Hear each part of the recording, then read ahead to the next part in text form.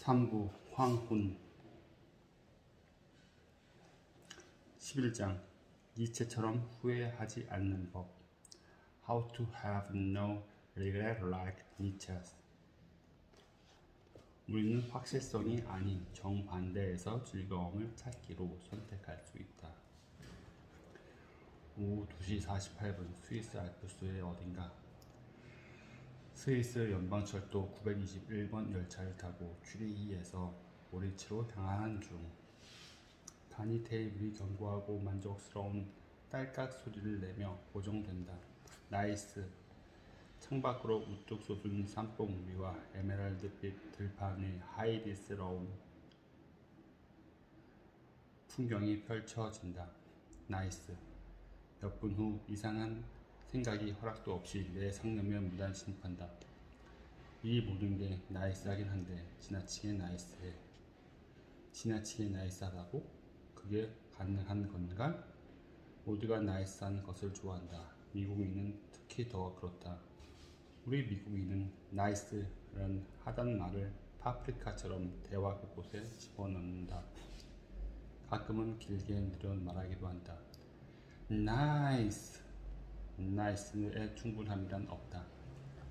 우리가 반사적으로 have a nice day 라고 말할 때 지나치게 나이스 하게는 말고요 라고 덧붙이는 일은 없다. 지나친 나이스함은 지나친 초콜릿 아이스크림이나 지나친 사랑과 같다. 이론적으로는 가능하지만 그 누구도 경험해 본 적이 없는 것이란 뜻이다. 바로 지금까지는 그랬다. 몇 시간 동안 나이스함이 쉬지 않고 이어지자 기계와 난폭함, 더러운 때가 간절해진다. 어쩌면 여행을 너무 오래 해서 한 친구가 말한 대로 길 위에서 정신이 나가버린 코코넛츠가 된 걸지도 모른다.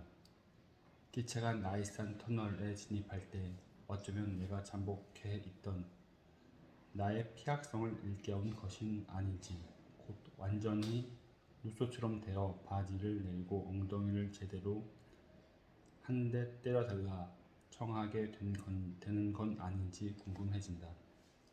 하지만 머리를 완벽하게 다듬는 승무원이 완벽한 페이스트리와 완벽하게 내린 커피로 가득 찬 완벽한 카트를 밀고 들어와 내 여행을 더 나이스하게 만들기 위해 해드릴 것은 없느냐고 물을 때 또 다른 가능성이 머릿속에 떠오른다.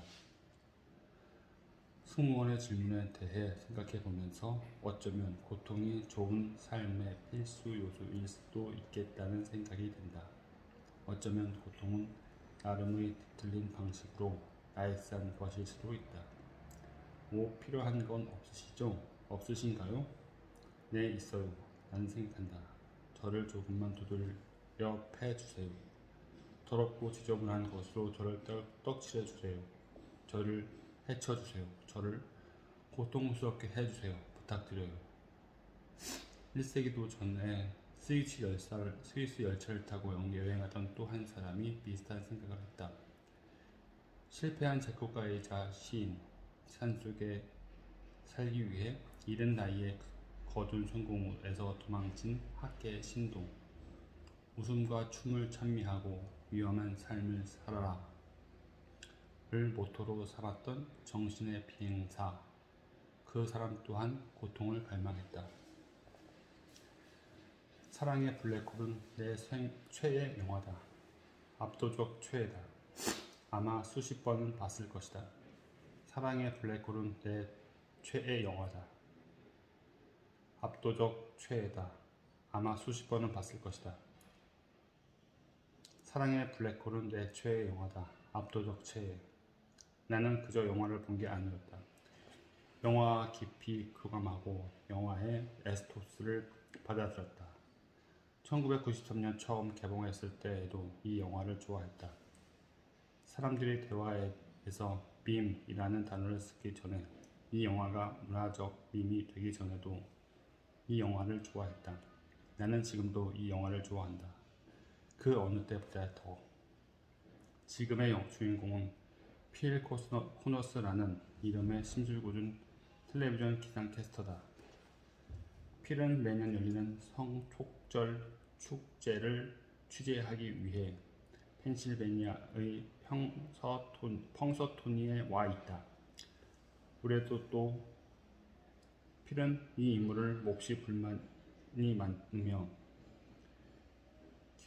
기회만 있으면 다른 성실한 직원들 앞에서 불만을 더 잔뜩 티낸다. 필은 성촉절 취재를 마치고 잠자리에 든다. 다음날 아침 잠에서 깨어난 필은 오늘이 또 성촉절이라는 사실을 깨닫는다. 그 다음날도 필은 평범하게 그지없는 펑서토니 마을에 가득 갇혀 똑같은 날을 살며 똑같이 재미없는 기사를 취재하는 운명을 반복한다. 이런 공경에 대한 필의 반응은 불신, 탐닉, 분노, 기만, 절망을 거쳐 마침내 수용에 이른다. 사랑의 블랙홀은 로맨틱 코미디로 분류되지만 나는 이 영화가 지금껏 나온 영화 중 가장 철학적인 영화라고 생각한다. 필 코너스가 영원히 반복되는 하루라는 축복이자 저주와 씨름할 때 그는 철학의 주요 주제와 씨름하고 있는 것이기도 하다. 무엇이 도덕적 행위인가? 우리에겐 자유의 의지가 있는가? 아니면 정해진 운명대로 사는가? 다 큰 성인 남자가 폭발하지 않고 블루베리 팬케이크를 얼마나 많이 먹을 수 있는가? 이 영화가 독일 철학자 프리드리히 니체가 1세기도 전에 내놓은 너무나도 매력적이고 놀라운 이론과 상당히 유사하다는 사실을 알게 되었을 때 나는 하지만 놀라지는 않았다. 니체가 서양 철학의 나쁜 남자다. 니체는 서양 철학의 나쁜 남자다. 너무 똑똑하고 선경 지명이 가득해서 무시할 수 없는 랄랄이다.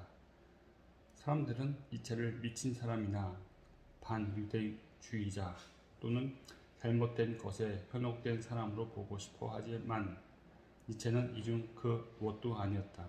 니체는 가장 매혹적이고 가장 설득력 있는 철학자였고 그건 지금도 마찬가지다. 나는 니체보다 124년 늦게 실스 마리아에 도착한다. 왜 니체가 이곳을 좋아했는지 알 것 같다.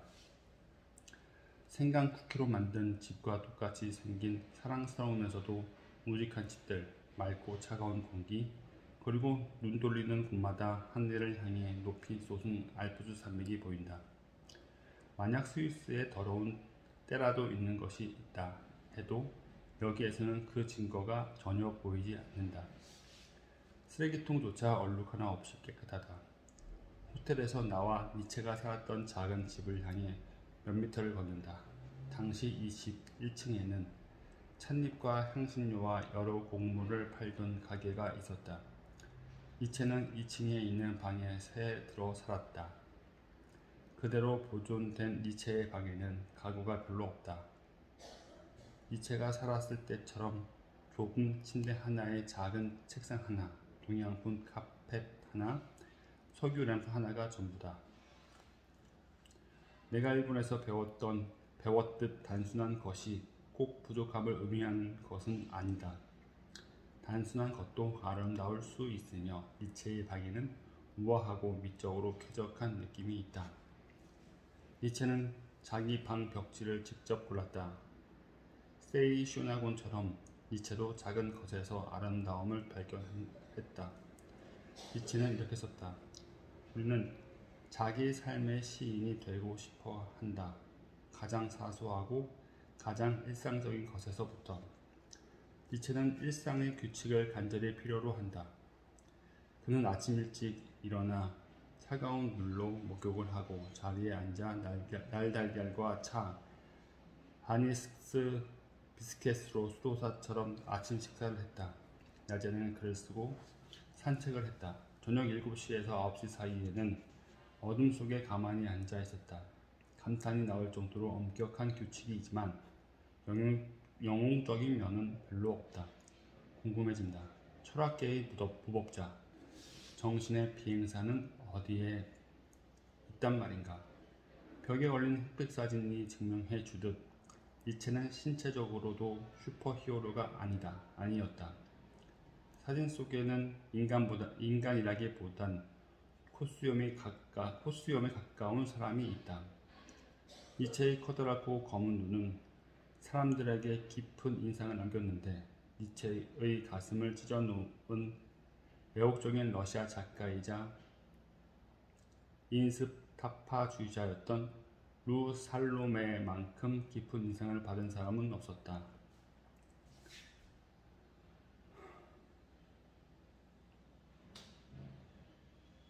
루 살로메는 니체의 눈에 근시가 있는 많은 사람들의 거슬리는 특징처럼 주위를 두리번거리거나 눈을 반짝이는 특징이 전혀 없었다라고 회상했다.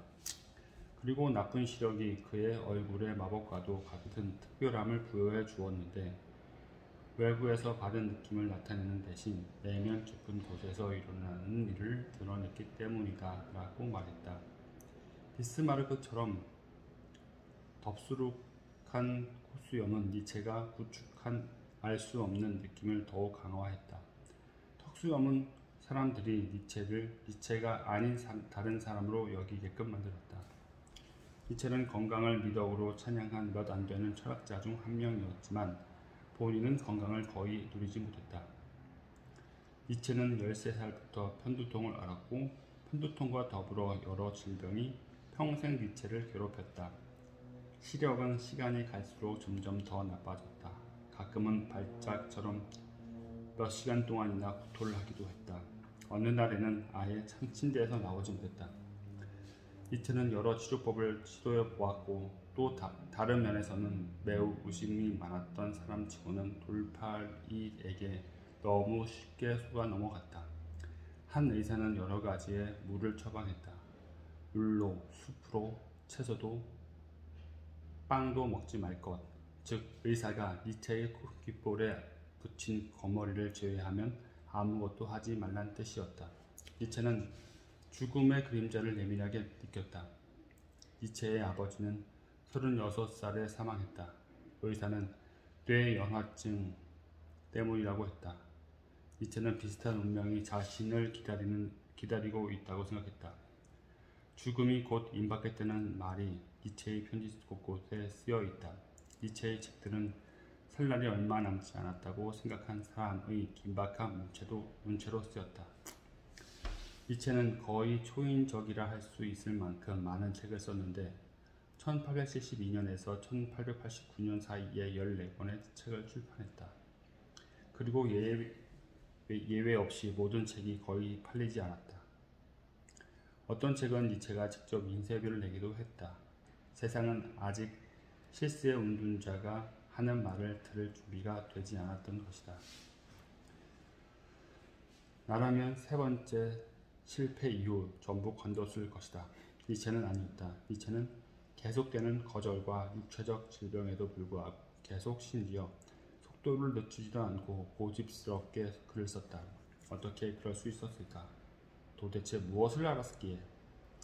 니체가 살던 집에는 작은 도서관이 있는데 이곳에는 니체가 쓴 책과 니체에 관한 책이 있고 그의 실패한 음악적 야망을 보여주는 악보도 몇 개 있다. 그 중에서도 가장 흥미로운 것은 편지들이다. 니체는 편지에 날씨 이야기를 많이 썼고 날씨의 미묘한 차이에 극도로 예민했다. 어딜 가든 그곳의 기온과 기압을 언급했고 강우량과 이슬점을 기록했다. 구름 낀 날은 니체를 우울하게 했다. 그는 영원히 상쾌한 하늘을 갈망했다. 그리고 실스 마리아에서 그런 하늘을 찾았다. 만약 어떤 장소가 한 사람의 인생을 구할 수 있다면 실스 마리아는 니체의 삶을 구했다. 물론 니체는 여전히 두통과 소화불량으로 고생했지만 증세가 한층 약해졌다. 또한 알프스산의 맑은 공기가 니체의 신경을 가라앉혔다. 니체는 이곳에서 다시 숨 쉴 수 있었다. 니체는 이곳에서 여러 대담한 발상을 떠올렸다. 여기 실스마리아에서 신은 죽었다라며 철학에서 가장 뻔뻔한 주장을 했다.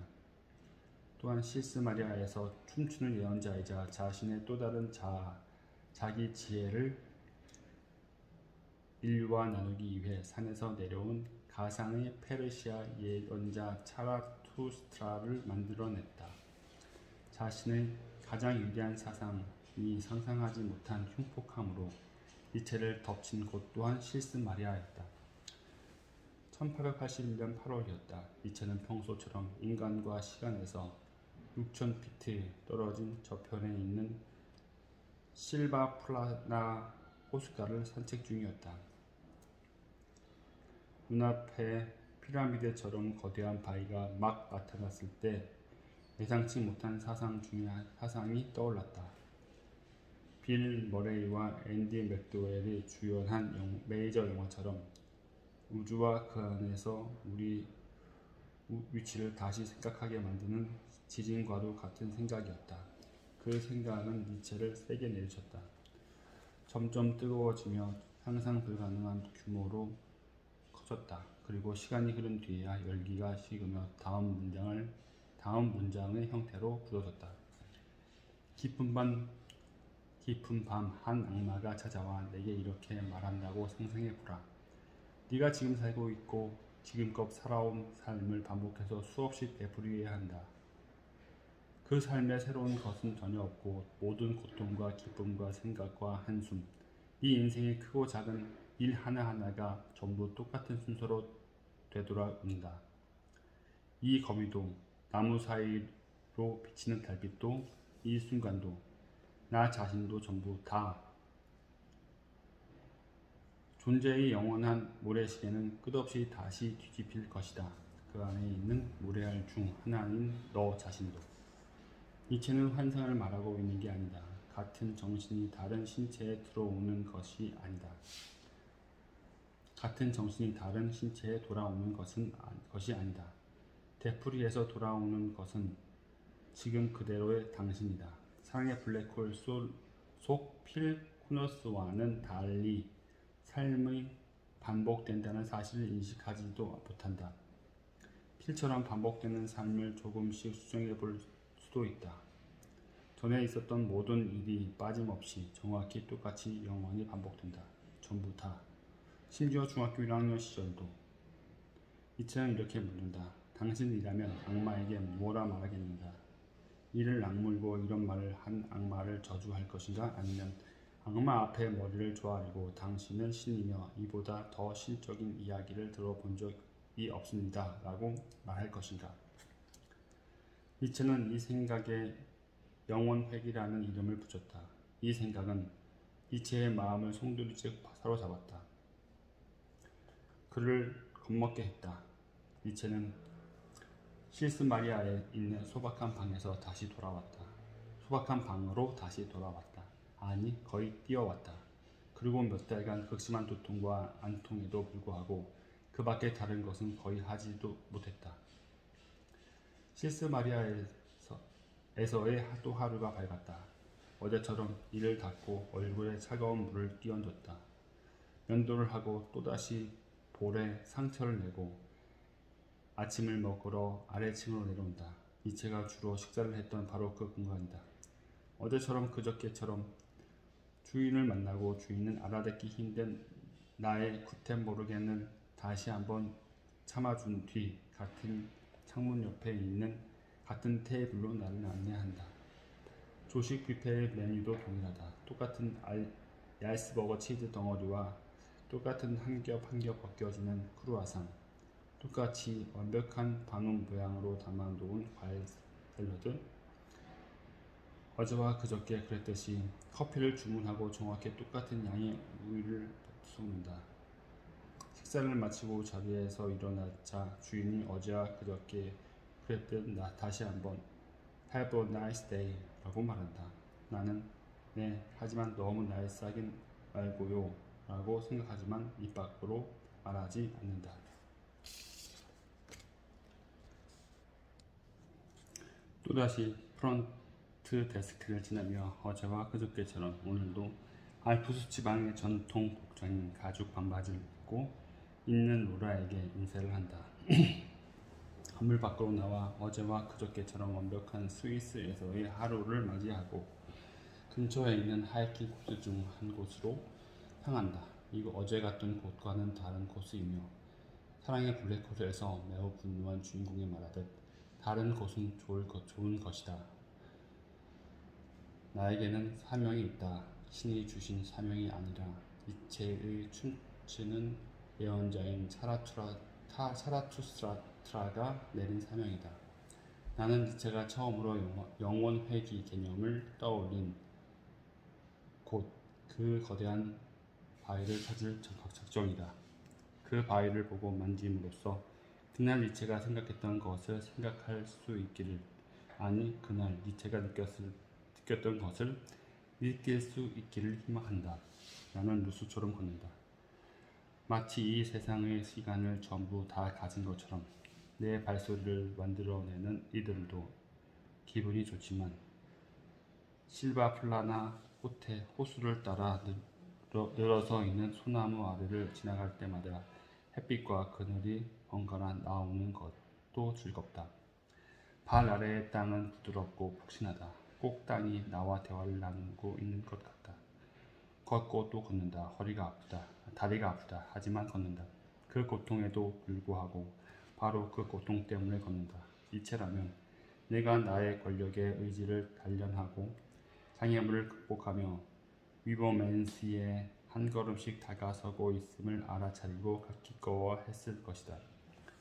멈춰서 니체를 읽고 싶은 마음이 들지만 니체가 나를 만류한다. 최소한 하루에 3분의 1을 정념과 사람들, 책 없이 보낼 수 없다면 어떻게 사상가가 될 수 있겠는가?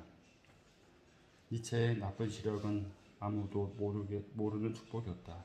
덕분에 니체는 책의 흉보에서 자유로울 수 있었다. 니체는 책을 읽지 못할 때 걸었다. 한 번에 몇 시간씩 엄청난 거리를 걸었다. 바깥 공기를 마시며 자유롭게 이동할 때 탄생하지 않는 생각은 그 어떤 것도 믿어서는 안 된다. 니체가 말했다. 우리는 손으로 글을 쓴다. 발로는 더 좋은 글을 쓴다. 모든 진실은 구불구불하다. 니체가 말했다. 모든 삶도 마찬가지다. 우리는 모든 것이 지난 후에야 과거를 돌이켜보며 서사를 매끄럽게 다듬고 패턴과 의미를 부여한다. 하지만 그 당시에는 모든 것이 지그재그다. 여백도 있다. 과거의 자신을 막 모습을 드러낸 미래의 자신과 갈라주는 텍스트 사이의 빈 공간. 이 여백은 무언가가 누락된 것처럼 보인다. 하지만 사실은 그렇지 않다. 여백은 무언의 과도기이며 우리 삶의 흐름이 방향을 바꾸는 지점이다. 니체에게는 그런 분기점 중 하나가 일찍 찾아왔다. 라이프치히 대학에서 신학을 공부하던 니체는 어느 날 고서점에 잠깐 들르게 된다. 그는 어떤 책 한 권을 특히 마음에 끌렸다고 회상했다. 바로 쇼펜하우어의 걸작, 의지의 표상으로의 세계였다. 보통 니체는 책을 구입하기 전 고민을 많이 했다. 이번에는 그렇지 않았다. 집에 돌아온 니체는 소파에 몸을 던지고 그 정력적이고 음울한 천재가 나에게 영향을 미치도록 두었다. 니체는 기뻤다. 그리고 큰 충격을 받았다. 여기서 나의 병과 건강을, 망명과 피난처를, 지옥과 천국을 보았다. 그로부터 얼마 지나지 않아 니체는 신학이었던 전공을 언어와 문학을 연구하는 문헌학으로 바꾸었다. 그리 대단한 변화처럼 보이지 않을 수 있지만 루터교 목사의 아들이자 손자였던 니체에게는 저항의 행동이었다. 니체는 잘 나갔다. 24살의 나이에 스위스 바젤 대학의 고전문학학 교수로 지명되었다. 하지만 이 행복한 시기는 길지 않았다. 니체의 첫 번째 책인 비극의 탄생은 학계의 규범을 무시했다. 각주도 건조하고 차분한 문장도 없었다. 한 나이 든 스승은 이 책을 피해 망상을 앓는 사람이 쓴 미학의 가면을 썼지만 전혀 학술적이지 못한 종교적 신비주의라고 칭했다. 신동의 광채는 빛을 잃었다. 학계는 오로지 영리한 반항아만 좋아한다. 두 번째 분기점은 1879년에 찾아왔다. 니체의 건강이 악화되었다. 때때로 니체는 앞에 거의 보이지 않아서 학생들에게 대신 책을 읽어달라고 부탁할 정도였다. 니체의 새로운 열정, 철학 분야에서 교수가 되려는 노력은 실패로 끝났다. 대부분의 사람들은 되는 대로 계속 나아가면서 더 좋은 의사를 찾고 학과장들과의 관계를 개선하고 학계라는 안온한 새 장과 손잡을 것이다. 유럽의 가장 명망 높은 대학 중 한 곳에 종신 교수직을 박차고 나가는 사람은 없다. 하지만 니체는 떠났다. 그는 신변을 정리하고 출판사에 짧은 편지 한 장을 보냈다. 나는 절망하기 직전이며 그 어떤 희망도 거의 남아있지 않습니다. 니체는 이렇게 말하고 대문자로 서명을 했다. 반쯤 눈이 먼 남자. 이런 극적인 행동으로 니체는 교수의 안정적인 생활을 방랑하는 철학자의 삶과 맞바꾸었다.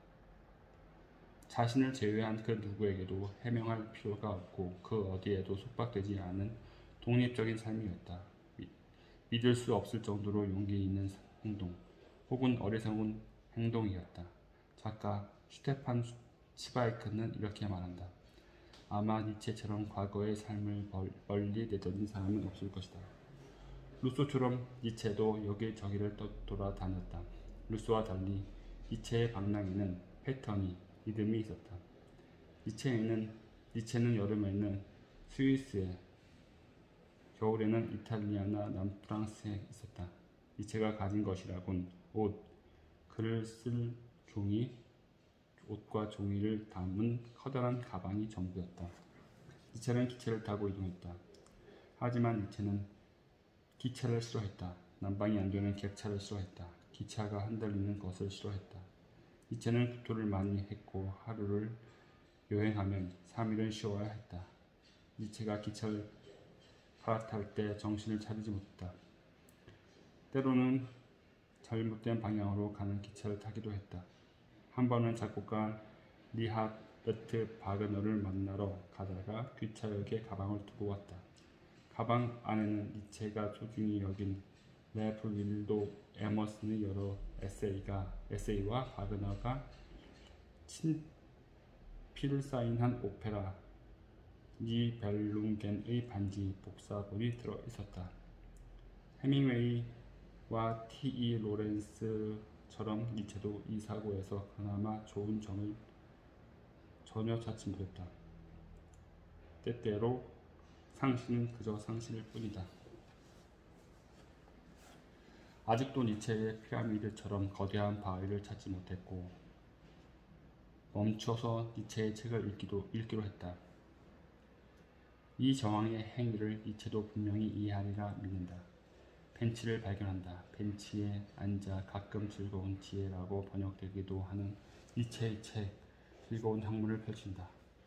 몇 문장을 읽자마자 니체가 내게 말을 걸고 있지 않다는 것을 깨닫는다. 니체는 내게 고함을 치고 있다. 소크라테스가 물음표의 철학자라면 니체는 느낌표의 철학자다. 니체는 느낌표를 사랑한다. 가끔은 두세 개씩 붙여 쓰기도 한다. 니체는 읽기 즐거우면서 동시에 읽기 버겁다. 니체가 읽기 즐거운 것은 문장의 명료함과 상쾌한 단순함이 쇼펜하우어에 맞먹기 때문이다. 니체는 중요한 할 말이 있는 10대의 당당한 패기로 글을 쓴다. 오늘 삶이 글쓰기에 달린 것처럼 글을 쓴다. 니체는 철학에 재미있어야 한다고 생각했다. 니체는 장난기 넘치고 통렬하게 웃기다. 니체는 모든 진실에는 최소한 한 번의 웃음이 따라와야 한다고 말했다. 그는 생각은 문학적 장치를 가지고 논다. 아포리즘과 동요와 가곡을 쓰고 자신의 가장 유명한 발명품인 성서 속 인물을 가장한 차라투르스트라의 목소리로 글을 쓴다. 니체의 짧고 간결한 문장은 트위터와 너무나도 잘 어울린다. 니체가 읽기 버거운 것은 소크라테스처럼 니체도 확고한 신념의 의무를 품으라고 요구하기 때문이다. 요구하기 때문이며 그것은 결코 유쾌한 일이 아니기 때문이다.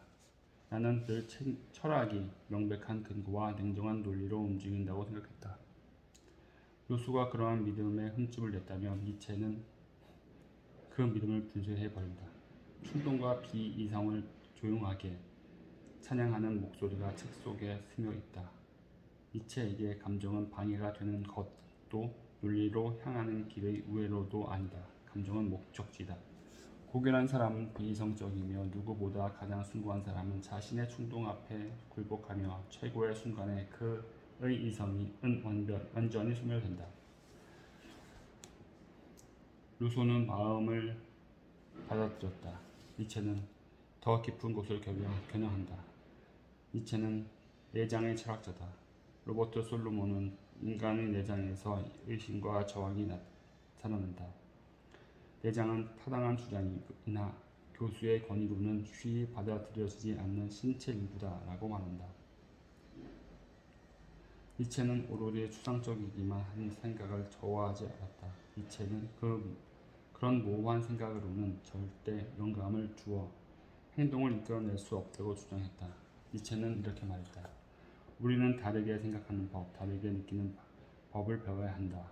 니체는 일종의 정서적 공감각 증세를 알았다. 니체가 생각하는 방식은 대부분의 사람들이 감각을 느끼는 방식과 같았다. 니체의 생각은 본능적이었고 본인이 온전히 통제할 수 없을 정도로 흉폭했다. 니체는 사상을 세우지 않았다. 몸으로 사상을 낳았다. 나는 니체의 간결한 문장을 푹 빠져 몰입 상태가 되기 직전이다. 그때 한 존재가 느껴진다. 고개를 드니 나비 한 마리가 보인다. 나비가 니체 위에 내려앉아 207쪽 위에서 황갈색 날개를 흔들고 있다. 어떻게 해야 할지 모르겠다. 사진을 찍고 싶지만 그렇게 하면 나비가 겁을 먹을 것 같다. 게다가 순간을 기록하는 것은 순간을 경험하는 것에 한참 못 미치는 형편없는 대체제로 보인다. 나비는 한 학술서를 보고 시작되는 문단 위에 앉아 있다. 훌륭한 선택이다. 전형적인 니체다. 책과 인간, 음악의 가치에 관한 우리의 첫 번째 질문은 다음과 같다. 그것을 걸을 수 있는가? 아니, 그보다 춤을 출 수 있는가? 어떤 철학자는 충격을 준다. 많은 철학자는 논증을 한다. 일부 철학자는 영감을 준다. 오직 니체만이 춤을 춘다.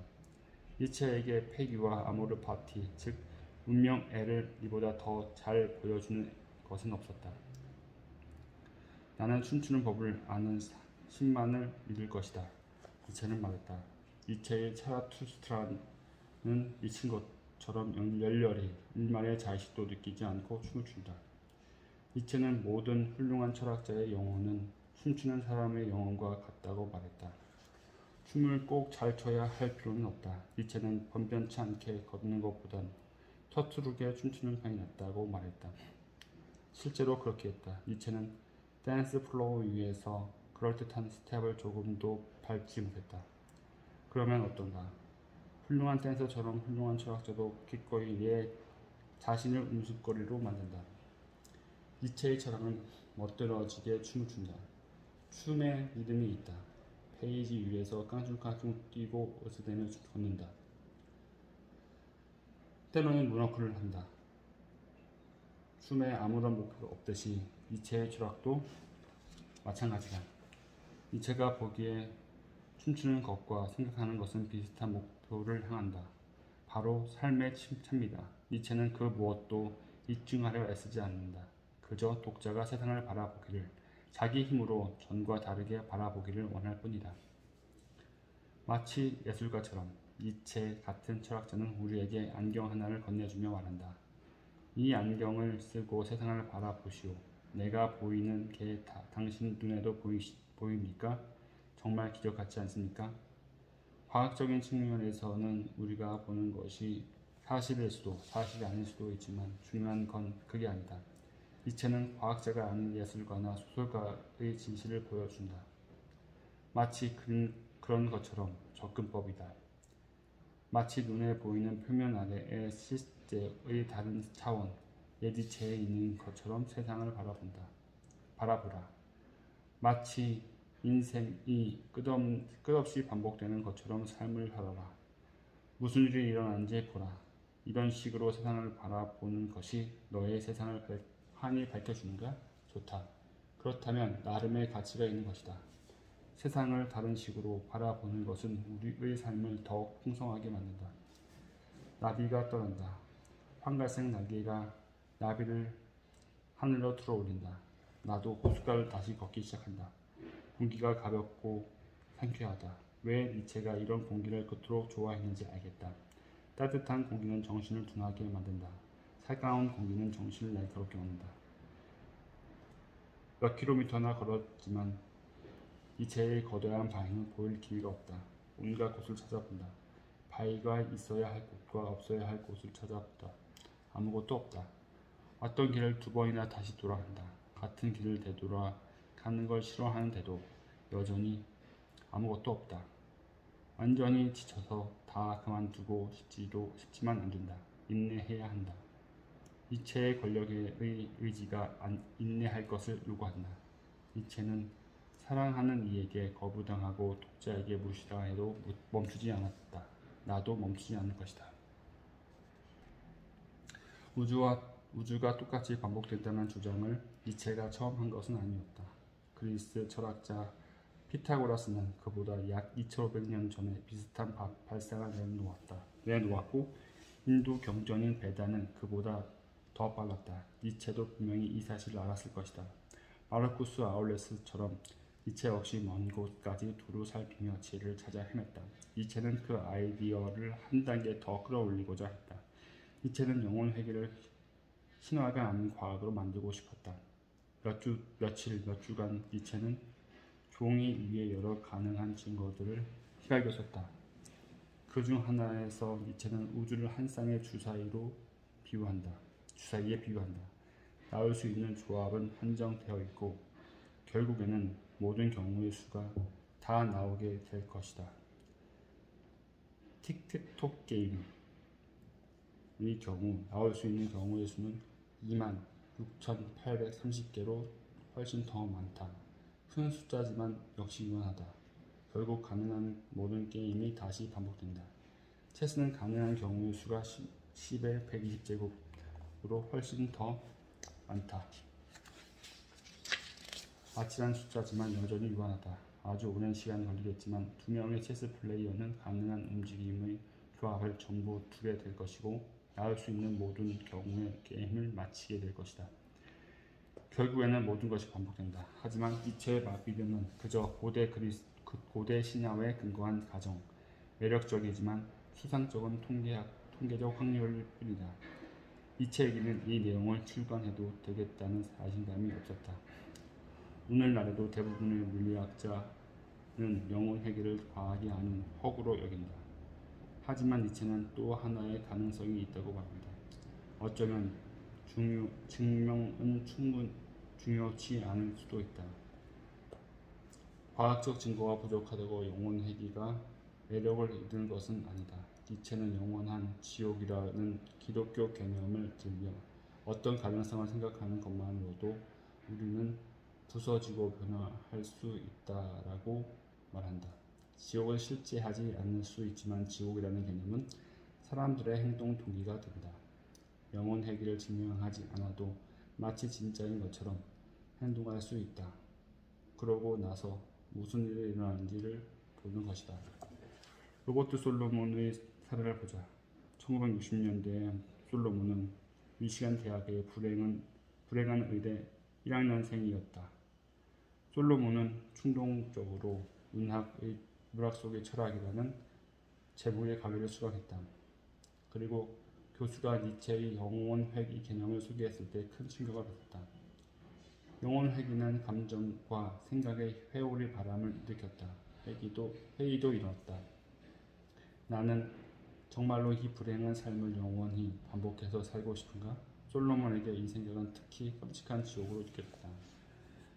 수업이 끝난 뒤 솔로몬은 의대를 중퇴하고 철학자의 삶을 추구해 결국에는 세계 최고의 니체 연구자 중 한 명이 되었다. 솔로몬은 한 번도 이 결정을 후회한 적이 없다.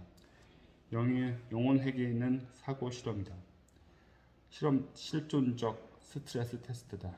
인생의 즐거운 순간에 우리는 이 테스트를 쉽게 통과한다. 우리는 기쁜 마음으로 저 아이스크림을 다시 먹고 버저가 울리는 순간 승리를 결정하는 3점 슛을 다시 넣을 것이다. 사랑의 블랙홀에서 빌 머레이가 연기한 필 코너스는 평소 투니에서의 고난에 절망해 이렇게 움졸인다. 버진 아일랜드에 간 적이 있었어. 거기서 여자를 만났지. 우린 로브스터를 먹고 피냐 콜라다를 마셨어. 해질녘엔 해달처럼 사랑을 나눴지. 그날은 정말 좋은 하루였어. 그 하루가 반복될 수는 없는 거야. 영혼회귀는 그렇게 돌아가지 않는다. 전부냐 전무냐 둘 중 하나다. 인생이 하나의 패키지다. 당신의 삶은 정확히 똑같이 반복된다. 니체는 이렇게 말한다. 앞으로도 뒤로도 영원토록 다른 것은 하나도 없다. 편집은 불가능하다. 모든 결함과 지루한 대화가 그대로 들어있는 이 삶을 다시 살아야만 한다. 간독판이다. 니체는 이 시나리오가 당신을 경황시키고 부끄럽게 하리란 것을 안다. 당신이 몇 개의 장면을 삭제하고 다른 장면을 집어넣고 컴퓨터로 몇 가지 더 바꾸고 몸매 좋은 대역 배열을 써서 삶을 수정하고 싶어 하리란 걸 안다. 나는 처음으로 단독 비행을 했던 그날로 돌아가고 싶다. 이번에는 이륙을 시작하기 전에 반드시 문을 닫을 것이다. 그리고 시카고에서의 따뜻했던 어느 저녁으로 다시 돌아갈 수만 있다면 무엇이든 할 것이다. 그때 나는 6살 난 딸과 함께 여행 중이었다. 밤늦은 시간이었다.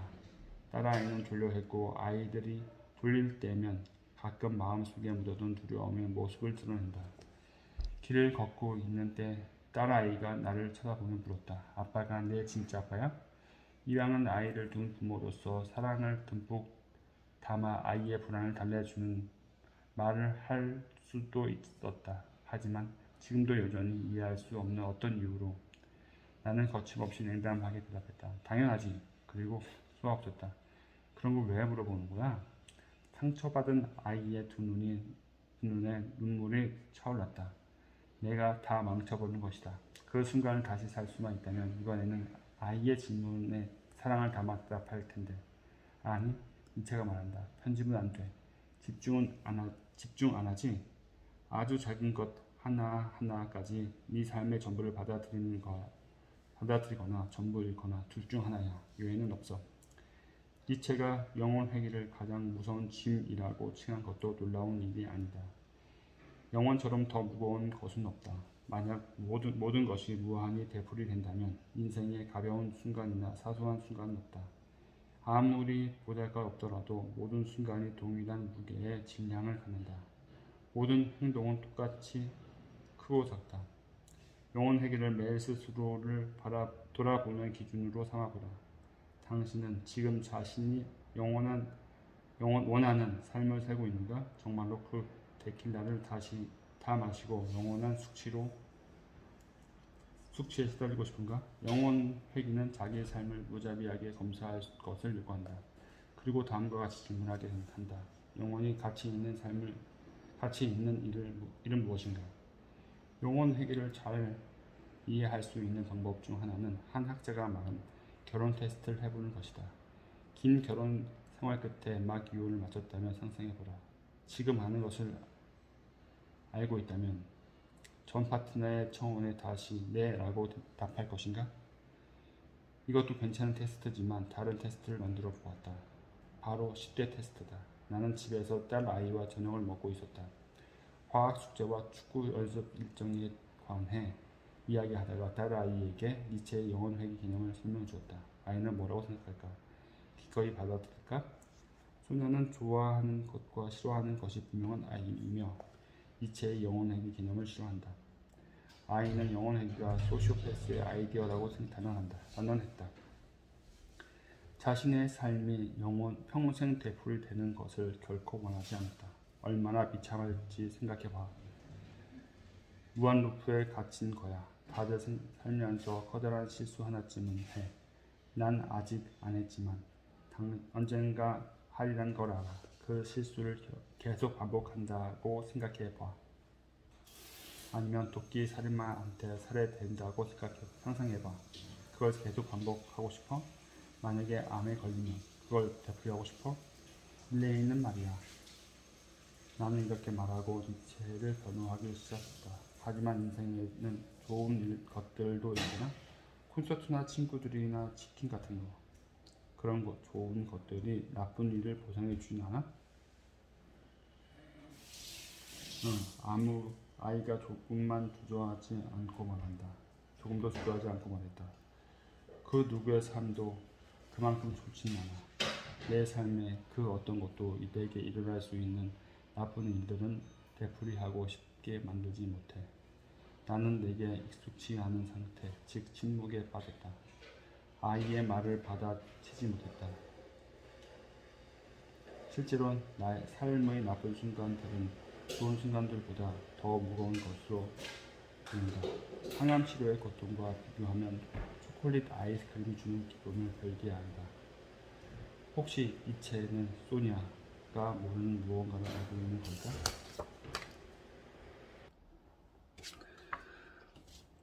완전 쇼펜하우처럼 되어 우리가 가능한 최악의 세계에 살고 있다고 결론 내릴 만한 사람이 있다면 그건 바로 프리드리히 니체였다. 하지만 니체가 힘들고 너무 짧았던 자기 삶의 끝을 향해 다가가면서 인생 전체에 감사하다고 공표하고 쾌활한 다카포를 붙인다면 다시 한번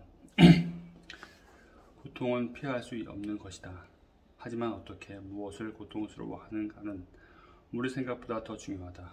우리는 니체가 말한 본질적인 고통을 경험하는가 아니면 다른 것, 그에 못 미치는 것을 경험하는가. 우리는 그저 고통을 참아내고 있나 아니면 고통을 그 자체로 신중하게 여기는가.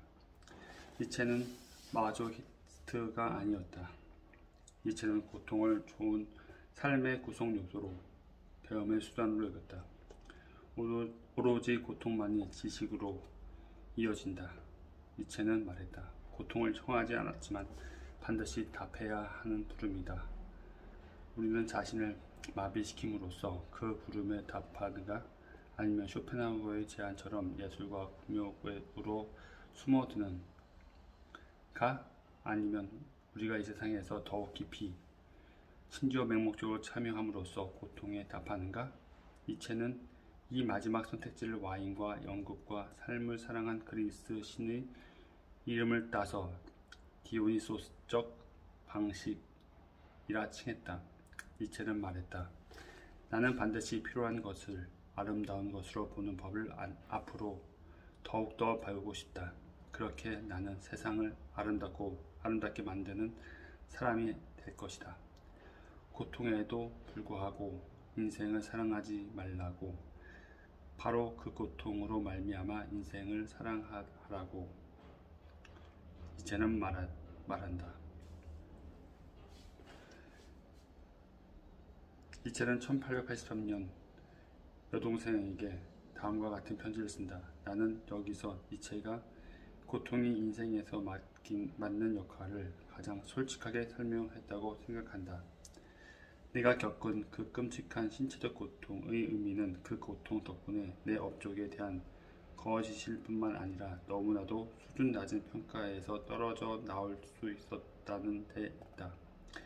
나에게 다시 나를 상기시키기 위해서는 그런 지독한 수단이 필요했다. 이것은 가장 높은 수준의 자기 극복 행위다. 나에게 다시 나를 상기시킨다 라는 표현이 특히 마음에 든다. 니체는 의미를 찾기 위해 자기 바깥을 바라볼 필요가 없다고 말한다. 자기 내면을 들여다볼 필요도 없다. 울려다보라. 진정한 자신은 당신의 내면 깊숙한 곳에 감춰져 있는 것이 아니라 헤아릴 수 없을 만큼 높은 곳에, 그게 어디든 당신이 평소 나라고 여긴 것보다 훨씬 높은 곳에 있다. 영혼 회개는 우리의 환상을 벗겨내고 우리의 성취가 거짓임을 드러낸다. 큰 거리를 성사시키고 책을 쓰고 승진을 했는가? 축하한다. 하지만 이제 그 모든 것이 사라지고 다시 처음으로 시작해야만 한다. 몇 번이고 처음부터 다시. 영원히 우리는 모두 시스포스다.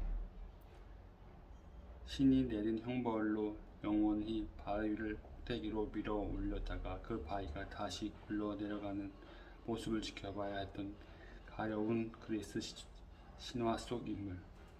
뉴 저지 롱클레어의 발코니와 친구 제니퍼의 질문을 다시 생각해본다. 성공은 어떤 모습이야? 나는 니체가 이 질문에 어떻게 답할지 안다. 성공의 모습은 자기 운명을 철저하게 받아들이는 것이다. 성공의 모습은 시스포스의 행복이다. 다른 많은 철학자들처럼 니체도 지혜를 직접 실천하는 것보다 널리 알리는 데 더 능했다. 니체는 제때 죽어라 라고 말했지만 자신은 그러지 못했다. 니체는 너무 일찍 그리고 너무 늦게 죽었다. 1889년 이탈리아의 토리노에서 니체는 한 마부가 말에서 채찍질을 휘두르는 것을 보았다. 니체는 말에게 달려가 말을 끌어안고 그대로 쓰러졌다. 의식을 잃기 전 니체가 마지막으로 한 행동은 다른 존재의 고통을 덜어주려는 시도였다. 의식을 되찾았을 때 니체는 더 이상 제정신이 아니었다. 편지에 자신이 디오니소스라고 서명했고 본인이 신이라고 주장했다. 이를 염려한 친구들의 도움으로 니체는 고향 독일로 되돌아왔다. 매독으로 추정되는 병 때문에 정상적인 생활을 할 수 없었던 니체는 겨우 44살이었음에도 더 이상 한 글자도 쓰지 못했다. 그로부터 10년 동안 가족들이 니체를 돌봤다. 처음에는 어머니가 돌아가신 후엔 여동생이 아무 말도 못하는 상태였지만 니체의 유명세는 해가 갈수록 더 커졌다. 슬프게도 여러 사진 속에 영원히 박제된 니체는 이 시기에 병들고 망가진 니체이며 야심 넘치는 반유대주의자였던 여동생에게 이용당한 것도 이때다. 여동생은 니체의 유산을 오용했고 이 일을 히틀러가 니체를 자기 입맛대로 받아들이는 결과로 이어졌다. 정신을 잃고 쓰러질 당시 니체는 모든 가치의 재평가라는 제목의 책을 집필 중이었다. 투박한 제목이지만 심오한 생각을 담고 있던 이 책은 만약 니체가 끝까지 완성했더라면 영혼회귀에 관한 중요한 통찰을 제공했을지도 모른다. 만약 우리의 삶이 실제로 되풀이 된다면 우리는 무엇을 통제할 수 있는가? 니체는 우리가 통제할 수 있는 것은 행동이 아니라 태도라고 생각했다. 니체 철학의 핵심에는 완벽한 불확실성의 세계에서 자신의 방향성을 바꾸려는 시도가 있었다. 보통 우리는 불확실성에서 도망쳐 확실성을 향해 달려간다. 니체는 그것이 불변의 사실이 아니라고 말한다. 그것은 가치이며 우리가 가치를 부여하는 모든 것은 재평가가 가능하다. 우리는 확실성이 아닌 정반대의 즐거움을 찾기로 선택할 수 있다. 일단 그렇게 하면 삶은 꽤나 다르게 느껴진다. 불확실성에서 즐거움을 찾으면 낮에 회사에서 있었던 심란한 일은 하루의 끝에 이를 갈며 와인 한 잔을 더 마셔야 할 일이 아닌 축하할 일이 된다. 불확실성에서 즐거움을 찾으면 질병마저도 신체적 고통이 계속될지라도 더 이상 두렵지 않다. 이러한 관점의 변화는 미묘하지만 그의 영향력이 엄청나다. 세상이 전과 달라 보인다. 니체 또한 이러한 방향 전환이 쉽지 않음을 인정하지만 불가능한 일은 아니다.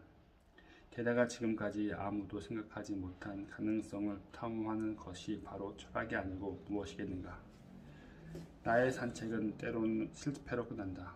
계속 찾아 헤맸지만 심지어 왔던 길을 되돌아가기까지 했지만 피라미드처럼 생긴 바위를 발견하지 못한다. 에이 뭐 언제나 내일이 있으니까. 그때 사랑의 블랙홀 속 필 코너의 대사가 떠오른다. 만약 내일이 와누면 오늘도 내일이 안 왔는데. 영혼 회귀에서 모든 내일은 오늘이고 모든 오늘은 내일이다. 나는 이 똑같은 길을 끝없이 반복해서 걷게 될 것이다. 할리우드 버전이라면 다른 길을 선택하고 크고 작은 수정을 거쳐 결국에는 바위를 찾고 여자도 만나고 모든 것이 잘 끝날 것이다. 그리고 올라가는 엔딩 크레딧. 니체 버전의 영혼 회귀에는 그런 해피엔딩이 없다. 나는 한치의 벗어남 없이 똑같은 길을 걷고 또 걸을 것이다. 똑같은 벤치에 앉아 똑같은 나비를 만날 것이고 니체의 바위를 찾아 헤매지만 결국 찾지 못할 것이다. 매번 영원히. 이 끝없는 실패를 받아들일 수 있는가? 니체가 묻는다. 아니, 받아들이는 것은 너무 기꺼이 끌어안을 수 있는가? 사랑할 수 있겠는가? 바위를 찾지 못한 것에 대해서라면 물론 그럴 수 있죠. 프리드리히. 하지만 인생에서 더 실망스러웠던 일, 예를 들면 망친 면접과 서투른 부모 노릇, 변덕스러운 친구들에게 관해서라면 나도 잘 모르겠다. 체념할 수는 있다. 어쩌면 받아들일 수도 있다. 하지만 사랑하라고? 그건 지나친 욕구다. 아직 거기까진 가지 못했다. 어쩌면 온 우주와 내가 얼마나 많이 되풀이 되는 상관없이 거기까지는 영원히 못 갈 수도 있다. 사랑의 블랙홀이 코미디인 이유가 있다. 똑같은 삶을 똑같은 방식으로 영원히 반복해서 살아야 한다면 웃는 것 외에 달리 무엇을 할 수 있겠는가? 더 나은 것이 있다. 춤추는 것. 춤춰야 할 이유를 기다리지 말 것. 그냥 춤출 것. 마치 아무도 보고 있지 않는 것처럼 내게 있는 대로 힘겹게 춤을 출 것. 삶이 행복해도 춤을 추고 삶이 괴로워도 춤을 출 것. 그리고 시간이 다 되어 춤이 끝나면 이렇게 말할 것. 아니 외칠 것. 다카포. 처음부터 다시 한번.